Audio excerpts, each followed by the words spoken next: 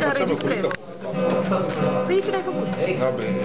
Dacă m-am vins pe apoi de tabără. Eu trebuie să știu, nu? Toți mă falda. Filmezi, Cătălin, așa.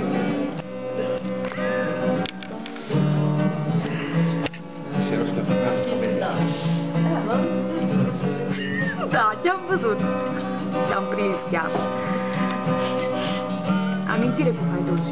Asta nu blurez, eu sunt haiducul. Nu știu pe ăsta. În codul verde se mai vede. Zi. Mai poate să spălai, știi, melodia asta, că eu eram la cec, știi? Da. Așa că o știu tot. Taci. Dar acolo o zi imediat. În codul verde. Amelia. În codul verde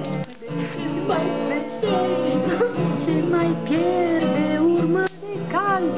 Pe la istoare nu mai apare umbra călare a vreunui haiduc. Unde s-au dus când au apus anii de sus ai gloriei lor? Unde-s pistoalele, unde-s punalele, caii și flintele haiducilor? Îi filmez, că te continuă stilul ăsta și eu de seama că o să șantazez și... Da. Știi că se fac la OTV videoclipurile?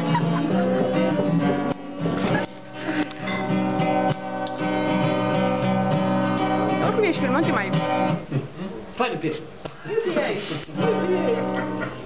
Aceeași M-ați pereche. lovit azi. Un pic. Vă dă-mi o tele.